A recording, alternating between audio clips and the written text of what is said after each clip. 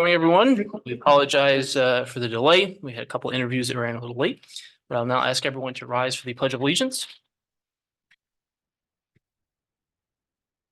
Pledge allegiance to the flag of the United States of America and to the republic which stands one nation under God, indivisible, with liberty and justice for all.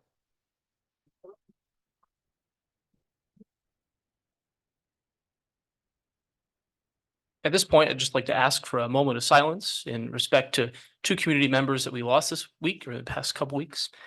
Tina Larson, a former member of the Board of Education, and Brianna Lawler, daughter of longtime utility board member Tom Lawler.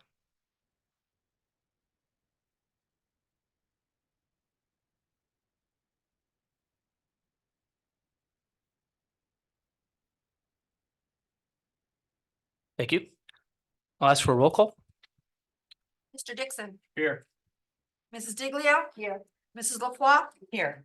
Mrs. Teets. Here. Mayor Kus. Here. In accordance with the Open Public Meetings Act, notice of this regular meeting was given to the two newspapers of record and posted on the official bulletin board on January 5th, 2024. At this point, we'll have a presentation of the Community Energy Aggregation Program. You guys want to come up, grab a seat? As long as you're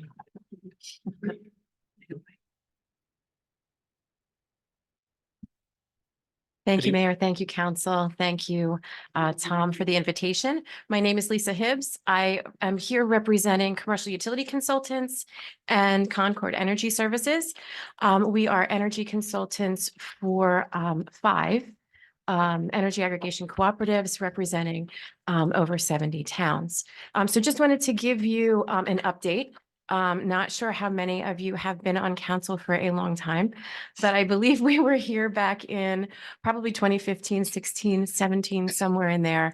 And at that point in time, it was early adopters. The program's only been around legislatively, regulatory passed in 2012.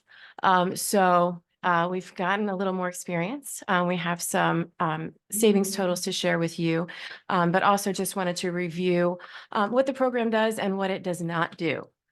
We should start by reviewing sort of how electricity service in New Jersey works. Prior to 1999, we were regulated. There was no separation between the generators and the utility companies. Since 1999, we had the introduction of suppliers. It was sort of like the breakup of, for those of us that are old enough, Bell Telephone. So introducing some suppliers into the mix was supposedly going to help us lower the rates here in New Jersey. It's met with mixed results.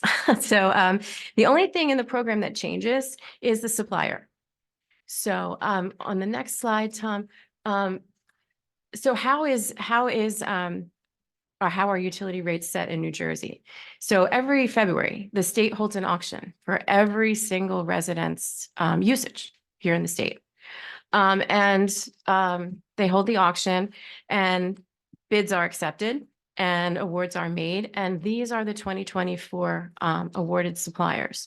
So the only thing that changes in the energy aggregation program is these people are no longer responsible for the supply of the aggregate that we take out to auction. So these are the folks that are not being paid for the supply.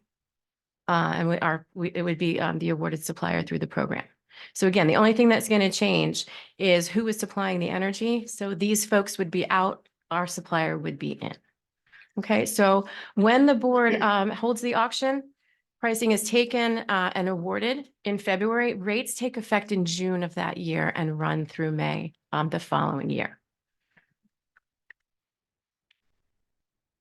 So the aggregation process works in parallel to what the state does. Same auction process, same blind bids, same everything, just by taking a different aggregate, not the whole entire state, and holding it at a different time in the market leads us sometimes to success at auction. When I say success at auction, the price taken in order for us to award through a community energy aggregation program must be lower than what residents would pay. through JCP&L's basic generation service. So we have to beat the price of those energy suppliers supplying for the basic generation service. Otherwise, we cannot make an award. The Government Energy Aggregation Act of 2003 was passed, which allowed municipalities to aggregate their accounts. It went well, so the state opened it up to residential accounts, but they still have to go through the municipality. So the municipality must offer the program. It cannot benefit in any way monetarily, and it should not cost you anything. We do have in the agreement the ability for municipalities to recoup any costs associated with legal review of documents, things like that. So again, nothing in it for the municipality, only savings for the residents. A community energy aggregation replaces that utility default rate with a new price based on the local community's aggregate usage. And by purchasing electricity in bulk from a third-party supplier, communities are able to obtain, if the market's right, rate reductions on their energy costs. The energy aggregation program offers residents consumer protections that they can't always get on their own through an individual contract on their own. There's no variable rates. The rate is set for the term taken at the time of auction. The energy aggregation process is provided through the state's regulation, requires that the municipality adopt an ordinance in order to offer the program. It does not obligate the municipality in any way to go out to auction or to accept a bid. It's just the document that you'll need in order to go out to auction or to participate in a co-op.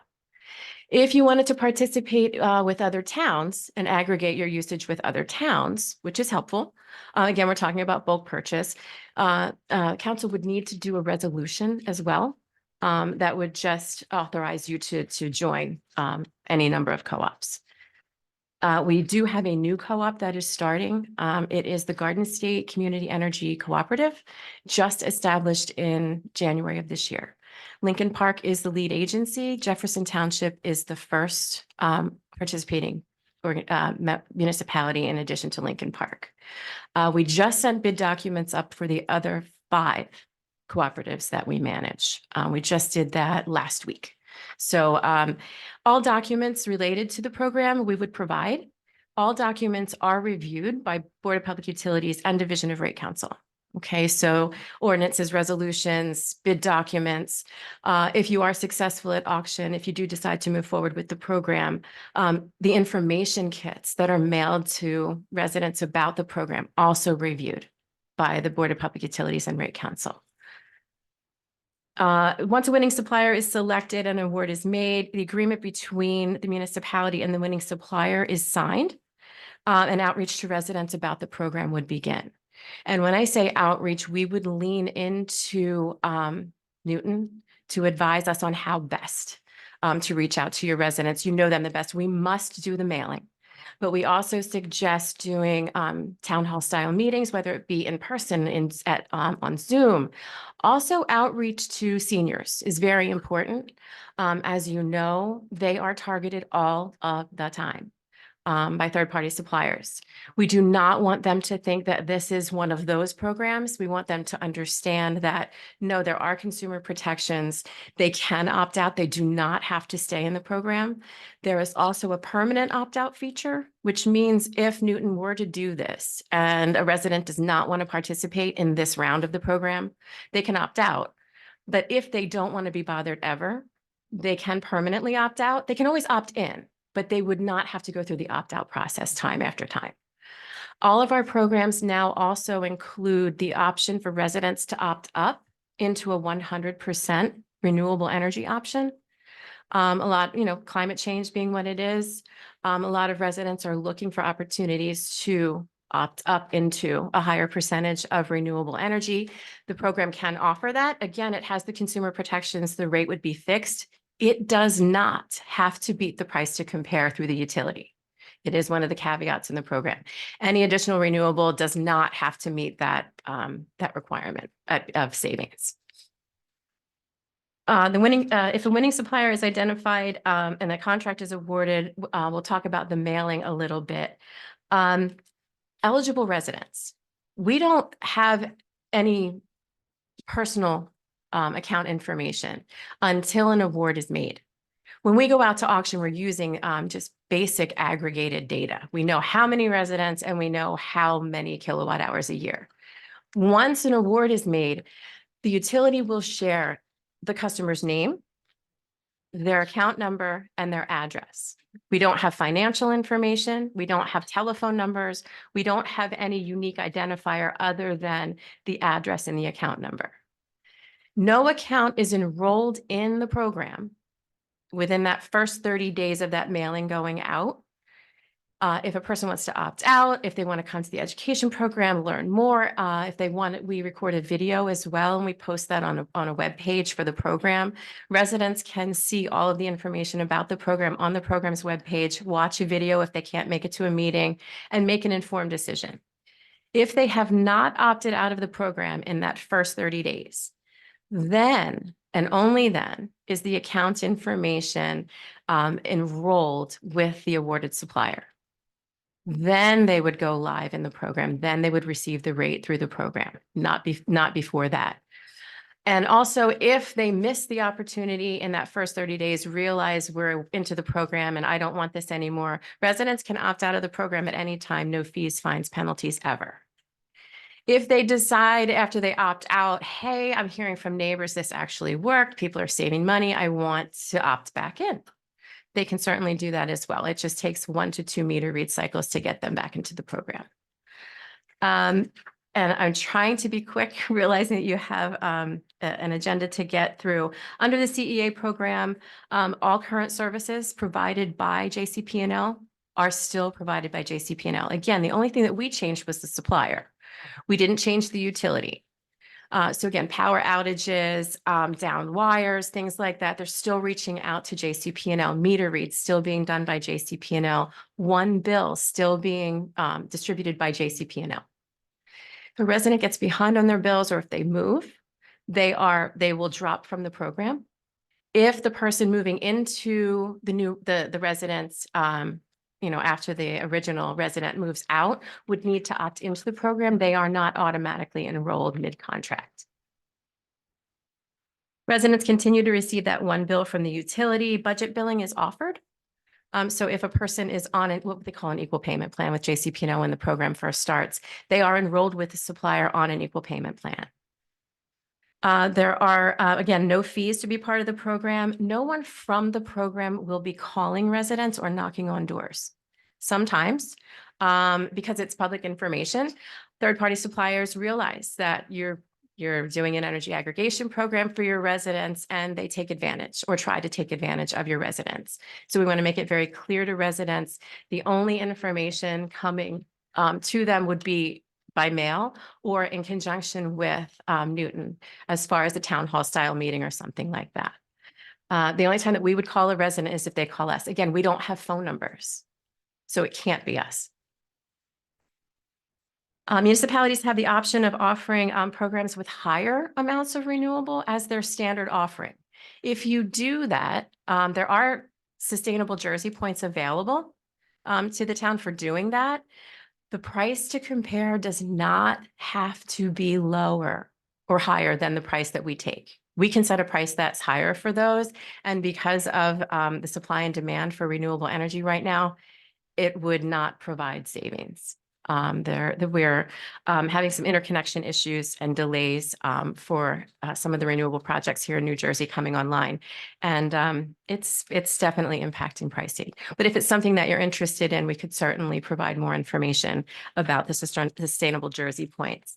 Again, here's the JCP&L bill. The only thing that changes on a resident's bill that's enrolled in the program is where it says supply charges. And instead of saying basic generation service, it will have the name of the awarded supplier and the rate that they are charged. There is also on the bill a little message that will say, hey, if you were on the basic generation service, you would have paid X dollars this month. And they can see the price right there on their bill. So they can see if they are saving money through the program. We also have an online portal where residents can track their savings online. And the municipality can also check the aggregate savings. You will not be able to see individual savings, but you can go on and pull a report anytime you want to see month by month how much the residents have saved. We feel that transparency in this is key.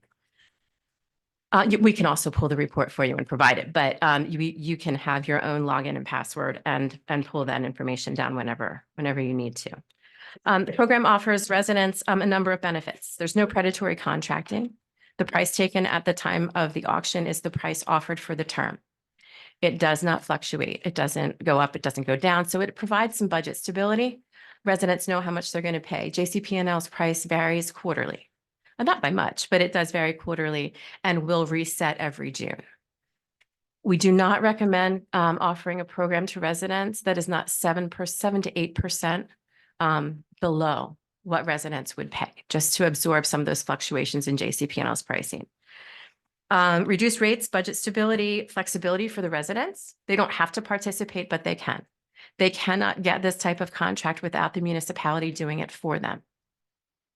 All current services still provided by the utility. Residents continue to receive that one bill. And then we again offer that additional 100% renewable option for anybody that wants to take advantage. So next steps would be, if this is something that council would like to continue to review further, the next step would be, I guess, ordinance adoption, first and second reading. And again, does not obligate you in any way to go out to auction, or if you do go out to auction, to accept a bid.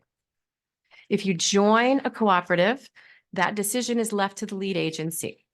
And I can vouch for the 6 co-ops that we manage. They do take input from all of their participating members. They know each member's threshold, savings wise, and also sort of outreach, things like that. If the town of Newton should decide to move forward with establishing the CEA and joining a co-op, again, the resolution would have to be passed to join a cooperative. Right now, there's nothing for residents to do. This is a great first step. We, in our 10 years of experience in doing these programs, education to your residents is key. Don't want them to think that anything nefarious is going on. Don't want them to think that there's anything, for the municipality in this. Again, there's nothing in it for you. It is all about offering savings to residents, meaningful savings to residents. And when they do go online, and when you go online to check the savings, we actually do a price to compare for the utility every month. It's not like we use the rate that was taken at the time of auction and leave it as a static number. That number changes. So the savings will dip and it will also peak. So we do track that in real time. So it's actual savings, not just estimated savings. So Lisa, did I hear you say that on average, residents might receive between 7 and 8% savings over their current JCP&L costs? Yes, That's on average for the year. that's on average for the term of the contract. So when I say term of contract, so we don't recommend taking anything short of 9 months. Okay. It cannot go longer than 24 months by law. And you cannot extend a contract beyond 5 years. And this is all part of local procurement law. Okay. But yes, we don't recommend doing a program for less than 5%. That's kind of the threshold. But most of our programs have been between 7 and 14% savings. You said that users generally see a savings if the market is right. What do you mean by that? So we have not had, our co-ops have not been under contract since November of 2021 because we haven't been able to beat the price to compare. We've gone out to auction every year, sometimes twice a year, but we have not been able to beat what residents are paying through JCP&L. So no contract has been awarded. So again, by not going out longer than 24 months, you won't see these huge sweeping rate changes at the utility level. So that's why we say between 7 and 8% gives you, I don't want to say guaranteed savings because there's never guaranteed savings. And I don't want people to think that they're going to save like $100 a month. It's $5 to $10 a month, but it's still some savings. And in your experience, have you seen municipalities opt in municipality wide and then retract that and opt out municipality? When you say rescind their participation, Yeah. yes. Do you have any off the top of your head? Hold on. Yes, there is one. City of New Brunswick has not rescinded their participation in the Hunterdon Co-op. They just said, hey, we're on a pause until the market is back and you can pretty much say, hey, we're going to get it, at auction. We're in the money. So they have taken a pause. They have not rescinded participation. The Morris Area Energy Cooperative has gone with a different energy consultant. And again, energy consultants, I think there are probably 5 of us competitive in the state. The reason that Concord and CUC kind of joined together, we got tired of competing with each other. So we just combined forces Sure. and have been doing this together since 2015. Any smaller municipalities you can think of? That have rescinded? Yeah. No. Okay. No, once they're in, and I do, I can share, with Tom, and I covered this, in a presentation, for our existing programs. I do have savings totals and towns that participate so that you can kind of see over time, how much those towns have saved so that you understand that when we say they're savings, they're savings. Sure. So I can provide this, to Tom or to Terry. That'd be great. Yeah. Okay. Thank you. Sure. Yes, how does this affect people that have solar panels? They are exempted from the program. That's And it's, yes, it is because, and it's a perfect question. When they sign up for their net meter, they are getting a credit on both supply and delivery portions of their bill. If I change their supplier, they're now only getting the benefit on the delivery side, and we will end up costing them credits. So they can opt in if they want to, but we ask the utility to identify them and remove them from the eligibility list. People that are also not automatically opted in are folks that have their own third-party supply contract. If I move them mid-contract, we could hurt them. There could be an early termination clause or something in their contract. They can certainly join, they can opt into the program, but after they've sort of done their due diligence. Are there any? I'm sorry. Go ahead, Oh, please. oh, Yeah. so Lisa, does the program apply to all users regardless, I mean, if they opt out, that's one thing, but regardless of their tax exempt status, a third of our properties in Newton are non-rateable properties, tax exempt properties. So it could be the hospital, the college, county government, human services, churches, nonprofits. This is residential accounts only. Okay, You can include municipal. The regulations say you can. We do not recommend mixing account types, only because the Board of Public Utilities sort of questions us. Well, so when you took the best bid, Mhm. who was it the best bid for? Mhm. Was it for the municipal accounts? Was it for the residential? Was it for commercial? So we do just residential So it's accounts. just residential. Yep. Okay, so the other question or scenario, I guess, is for the town, we try to make, as a council, try to make a concentrated effort to get feedback from businesses, taxpayers, in this case, residential, before introducing a whole big sweeping Mhm. program because of the concern of just getting out accurate information. Mhm. We oftentimes will have a discussion, and then before we get out of the council meeting tonight on social media, there are, 3,000 posts about something that we didn't talk about, but sounds like it's related to what we talked about, right? Mhm. And so we try to err on the side of making sure that we can get out accurate information. I love the fact that we have many people attending tonight, but often our council meetings are attended by 1 or 2 people, right? And so I know that you've outlined next steps to include adopting a resolution to say to move forward, but what if, have you had experience, or what if we reverse that? I mean, again, we can only ask for feedback and get what we get, but I'm just curious if We you can have do experience to we do can it the other way. We've done outreach first. Mhm. Where we sort of take the temperature, right? Right. And gauge willingness to move forward. It's for them. It's for the residents. Right. So yeah, why would you do this if there's not really a taker? So yes, we can do Zoom, we can do town hall style meetings. It's however you want to gauge that we can provide you with questions for like Survey Monkey or something like that. We can provide questions for you if you wanted to do it that way. Yeah, I think this is my opinion, but I think I'd be more comfortable with at least providing the opportunity for a couple of town halls or for education so residents can learn about the program, ask their questions, learn about, I mean, because of course, it sounds great on surface, right? Like, why wouldn't we want to have our residents have, have lower energy costs? Gauge some community input, and then I think that will help to inform us around the Right. appetite of the community to move forward. Can do. And residents can also visit some of the other program pages. I can make this available. I can give Tom the sort of the links to all of those. They can go on and watch a video or review documents from another program, just so that they can see what it feels like, what it looks like, and sort of a real-time kind of experience. But we can also do that in tandem with Mhm, outreach. mhm. And again, really, I know there are two senior living facilities here in town. So if you wanted to post, make sure that we post something, whatever we do, whenever we do anything, make sure you post it there as well, so that they know sort of what's going on. We're just. Yeah, it's helpful. So it sort of leads into, I think, the question I was gonna ask, if there were any added complications or restrictions to like multiple unit dwellings or large apartment complexes or. So it goes by whomever the meter is, the account holder's name. So if it's a building that has one master meter, not eligible. Mhm.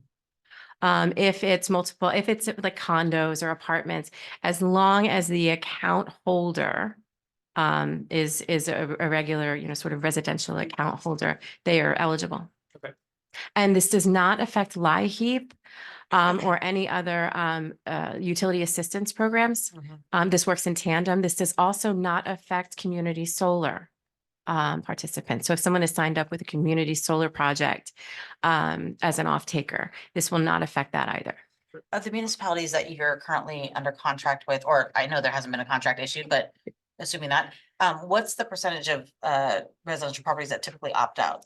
So there's 20% that sort of mail delivery. We are not allowed to enroll an account. And this makes perfect sense. If someone doesn't get the mailer, we can't keep them in the program. They didn't have an opportunity to make an informed decision. So anyone for whom we received return mail automatically opted out. After that, in that first 30 days, you're going to see about 10% just opt out. And then there's probably another 5% in the month following when they see us on the bill. And then just because of attrition, people moving, accounts closing, opening, folks getting behind on their bills, which is understandable with the price of everything right now, you'll see a more of a dip after that. So by your fourth or fifth month, you're probably 30% opt-out rate. But we do track all of the different opt-outs. So return mail is tracked separate because we don't count that as an affirmative opt-out. That was sort of passive opt-out. Utility drops, we don't count those as active. It's not like the resident made that decision. They just are in a situation. So we do track all of that and can provide those stats as well. But I can look at the 5 co-ops that we had under contract through November of 21 and sort of give you their opt-out percentages because I have a report. So you can kind of see. Yeah, maybe you already said this, but I'm a little confused here. Do we choose a co-op or is there like, okay, we choose a co-op? Mhm. So then we have. As to do long as additional- they're in the same utility territory. Hmm. Yep, you can pick your co-op. There's a Sussex Warren co-op. There's the Sustainable Monmouth Co-op. There's a Monmouth Ocean Co-op. There's the Garden State.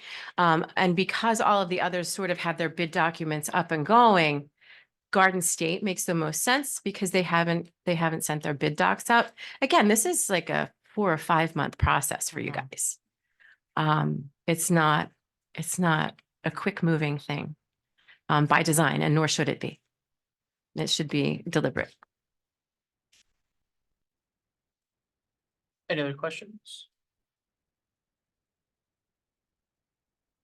All right, All right. Thank you very much. thank you very much. Thank Now move on to the approval of the minutes. entertain a motion for the approval of the February 2024 special meeting minutes.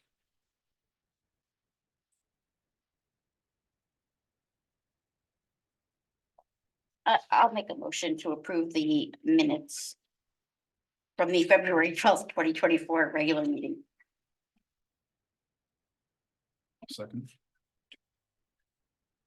Should be the February 12th Special. special. meeting. Oh, sorry, That's okay. I'm looking at, yeah, I have, that's what confused me. I had last No week's problem. notes in All front right, of me. so Sorry, folks. That's okay. We have a first, we have a second. Any comments, changes needed? Okay, roll call? Mr. Dixon, Yes. Mrs. Diglio, Yes. Mrs. LaFois, Yes.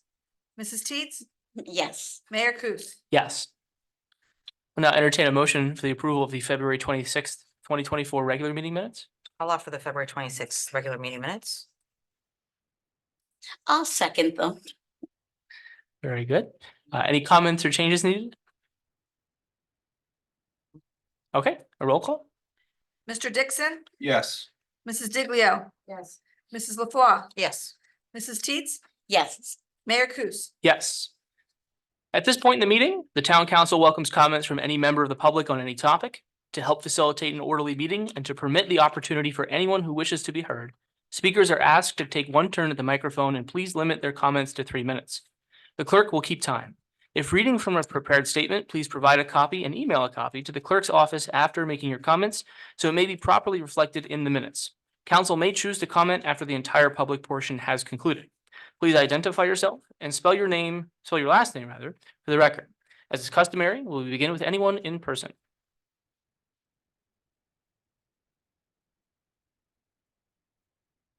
Ralph Porter, 12 Pine Street. Porter. Two things.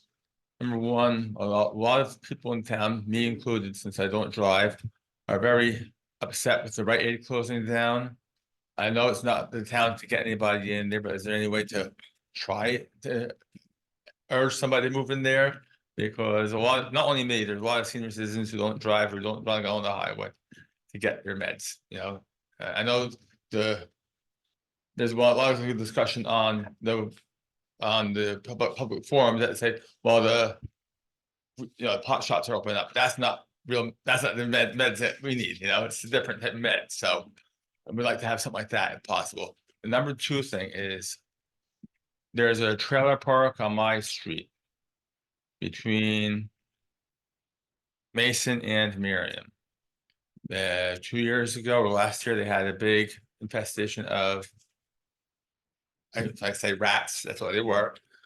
I lost a cat to it because it got poisoned from the poison that was out there. And it was going good. It was cleaned up for a long time. It's not anymore. For about a month now, maybe 3 weeks, 3.5 weeks a month. There's been one of the tenants moved out. The mattress had been laying on the ground in the front sidewalk for let's say 3.5 weeks. Then on Thursday this past week, a U-Haul truck pulled up from one of the tenants from one of the trailers, and he unloaded a whole bunch of crap from somewhere else and put it on the sidewalk. The yard is looking at a bunch of garbage again. Now I do supply the one man with wood from my shop so he can burn it, but he burns other stuff. I don't want him burn. I'd rather him burn this because it is safer wood. He burns womanized wood. He burns plywood that has the what's it called, OC, OSB plywood. He burns that stuff that has poison in it, so you shouldn't be burning that. I give him clean wood to burn, but it's just not right that we have that in the community. I'm sorry, but thank you very much. Thank you, Mr. Porter. Anyone else in person?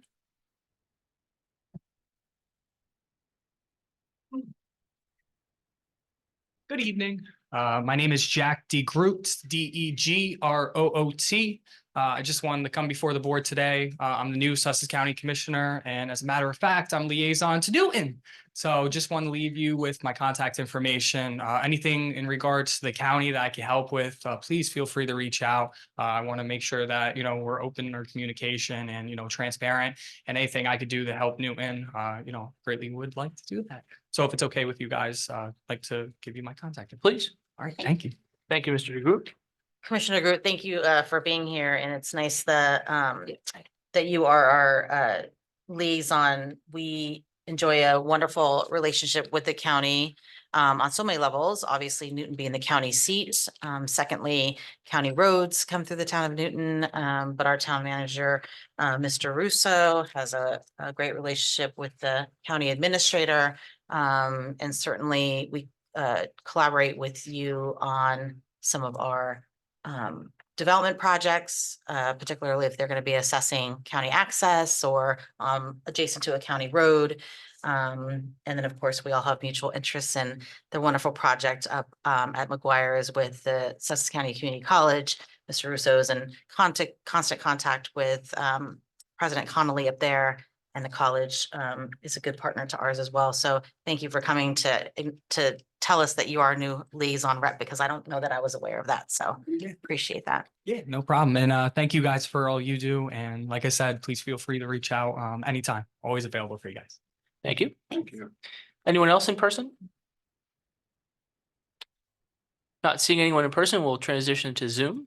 If you'd like to speak, please indicate so by raising your hand. Peg B. Hi. Hello. Hi, Peg Baldini, 10 Berry Lane. Probably know how to spell it. I had 2 questions today, and I had a little note as well. I was wondering, does the town have any plans for 2026, when it is the semi-quincentennial, the 250th year since the founding fathers declared independence? I know Philadelphia is planning a year-long celebration. I was wondering if Newton has any plans for that. Also, I wanted to know when the packets would be available for petitioning to get on the ballot for the town council. I know that's coming up soon, probably. And I had a note about the energy program, which was on the agenda, I guess, for tonight. It sounds like you might be opening up the elderly population a little bit to being scammed by these third-party companies that might try to swoop in. So, it sounds like it might be a little bit of a bad idea. Just for saving a couple of bucks every month. I don't know if it's worth the risk. But I'm interested in hearing more about it in the forums. Thank you. That's all. Thank you, Ms. Baldini. Anyone else online? All right, not seeing anyone. We will close the first public session and move on to council and manager reports, beginning with Town Manager Russo. Thank you, sir. Wishing those who celebrate a blessed Ramadan filled with peace, prosperity, and happiness. I want to thank Monica for her hard work on the budget this year. See if Monica has any comments before we do the introduction. She did put extra time into the budget with the auditor after we had our conversation. Was able to make some adjustments. Some were required by levy or appropriations cap. Some were other adjustments, and the increase came in at $36 on the average assessed, not 60. So thank you, Monica, for that. Any other comments, Monica, before they introduce later? This is your last budget, so you take the victory lap. Okay,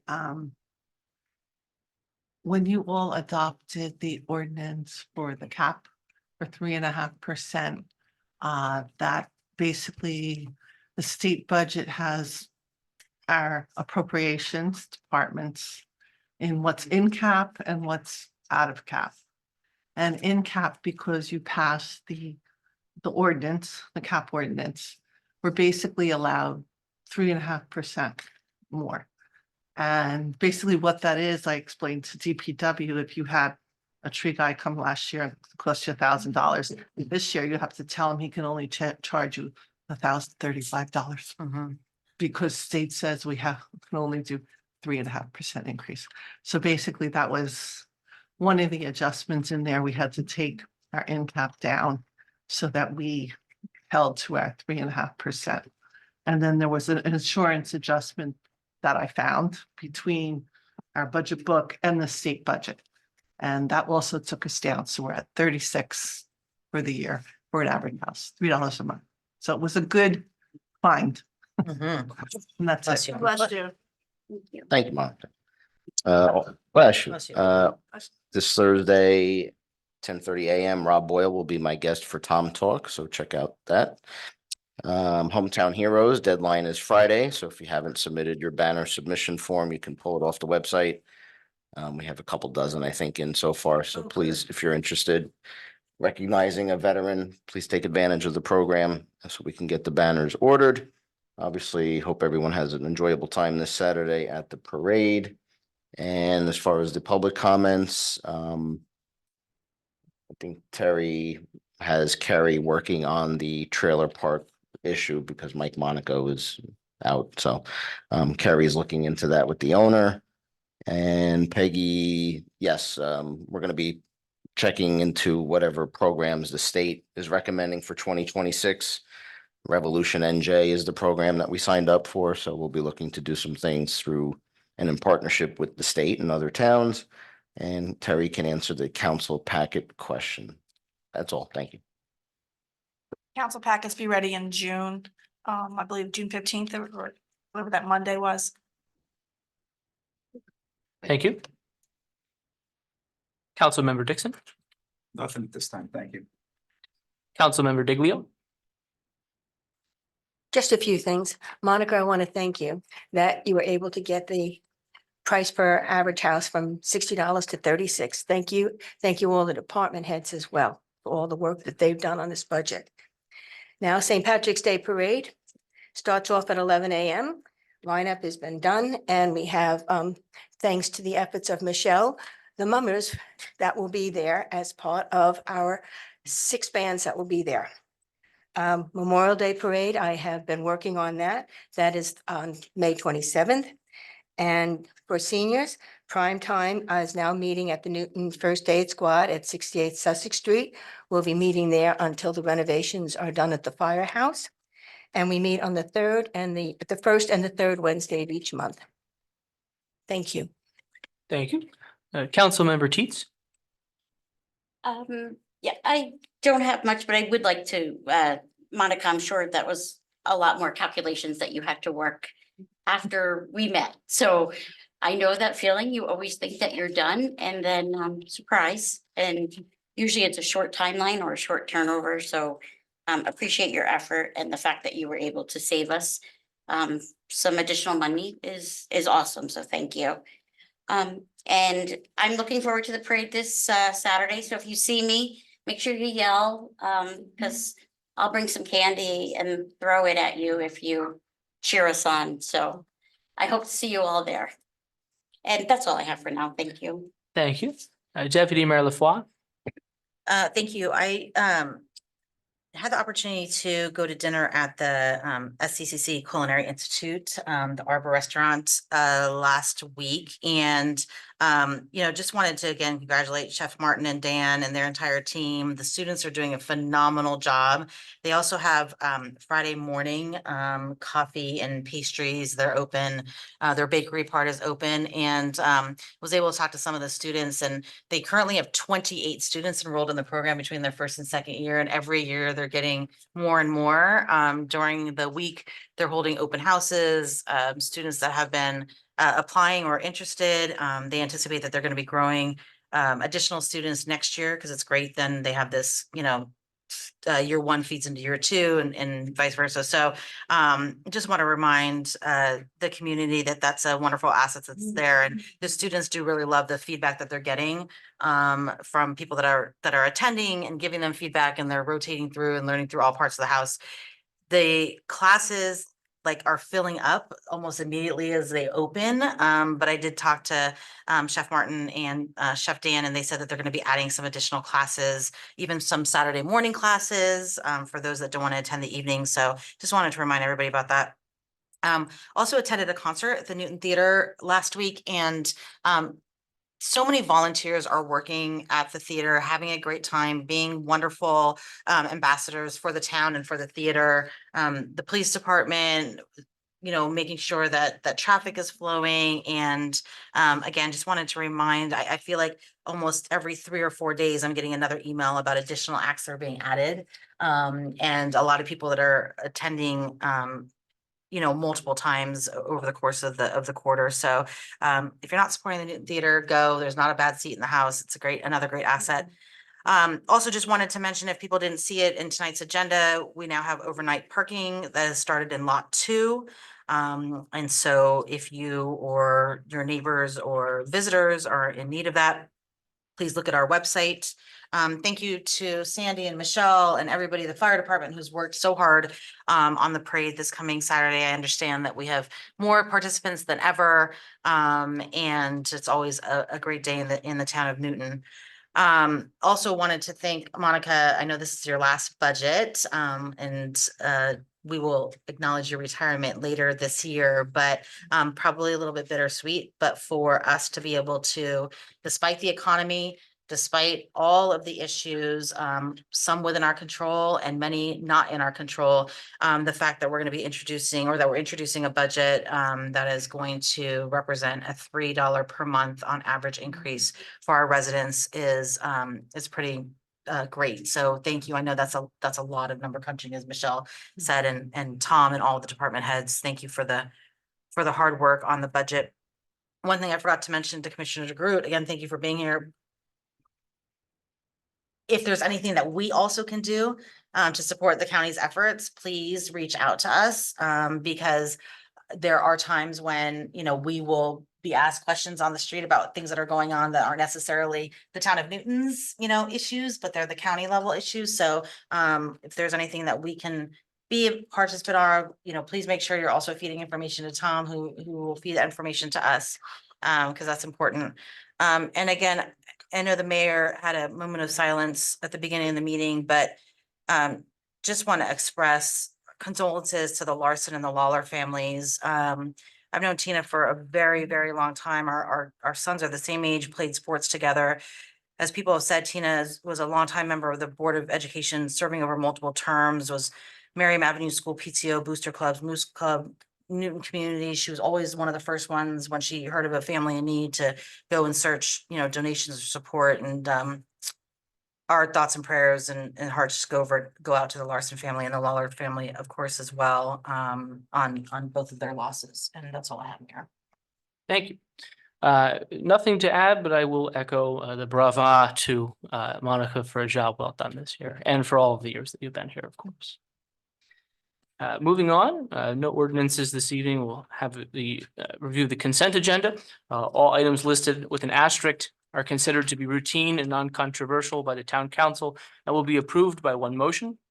There will be no separate discussion of these items unless a council member so requests, in which case the item will be removed from the consent agenda and considered in its normal sequence on the agenda. Mr. Russo, if you wouldn't mind a rundown, please. Sure. 93 is the contract for improvements to Clinton Street, West Nelson and Division. 94 appoints various members to boards and commissions, and hopefully Terry or the mayor can just read the names based on the interviews. 97 introduces the 2024 municipal and water and sewer utility budgets. 98 is a modification to the NPP program for 2024. 99 bills and vouchers, 2 resolutions off consent, one for first aid squad LoSAP, one for the fire department LoSAP. Thank you, Mr. Russo. And on the point of resolution 94-2024, the resolution to appoint members to the various boards and commissions, we did undertake multiple interviews, and at least at this moment, we're prepared to fill a few of those seats. The resolution will appoint, or if approved rather, the resolution will appoint Paige Lochran to a 3-year seat on the Economic Development Commission, Joe Ricciardo in a 4-year regular seat on the Historic Preservation Advisory Commission, Wayne McCabe in a 2nd regular seat on the same commission for 4 years, Two alternates for the same commission, both four-year terms, Mr. Joseph Atkinson and Matthias Banner. A five-year seat on the Newton Housing Authority will be filled by Mark Fedorchak, and a five-year seat on the Recreation Advisory Commission will be filled by Pamela Fletcher.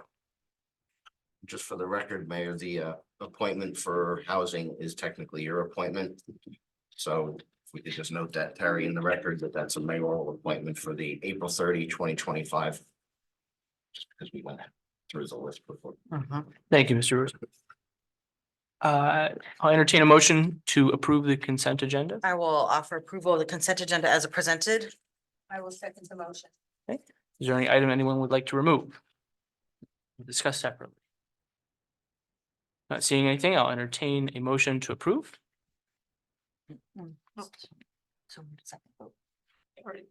Oh, I'm sorry. We already moved. I apologize. Thank you. See, it does happen. Yes, it does. Mhm. I'll now take a roll call. Mr. Dixon, Yes.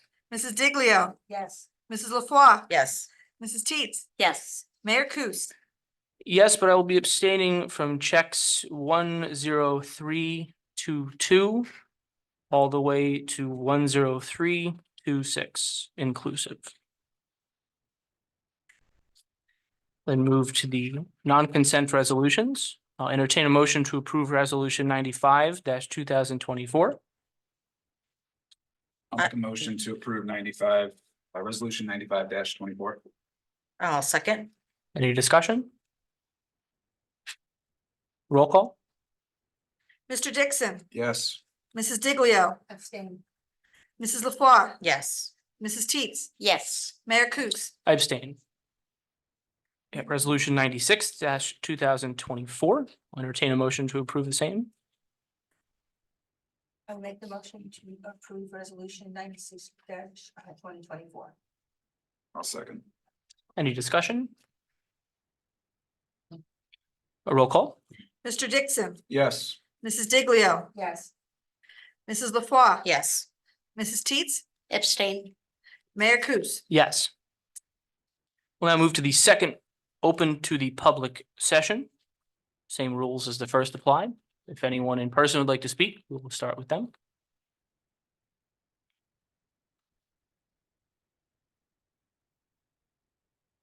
Ralph Porter. Pine Street. I just want to thank the town this year for doing a outstanding job getting this snow clear from the sidewalks this time. It was a very good job. Thank you very much. Thank you, Mr. Porter. Anyone else in person? Not seeing anyone, we'll transition to Zoom. If you'd like to speak, please indicate so by raising your hand. Not seeing anyone, we'll close the second public session. And move to any final council or manager comments. Yeah, I just had one question. So the energy aggregation program was originally brought up by Councilman Dixon at one of my reviews, and it was a carryover goal. So if the council is interested in the program or not interested in going forward, I don't know if you want to discuss it tonight or you want time to think it over, but at some point I'd like to, decide where we're going with the program. If you're interested, this would be our recommendation if you were going to pursue, just because it gives us the option to become a part of different co-ops. Probably the Lincoln Park Jefferson would be the most advantageous for us. And then obviously, if there's no interest in the program, we'll just consider this a closed item, but at your direction whenever you're ready. Okay. Thank you. I think maybe at least just a little time to digest it and we can circle back if that's fine with everyone. Okay? Fair enough. Great. Any other comments from the council? Let's have one. I just need to know who's going to be in the parade since I'm doing the lineup. I know Helen.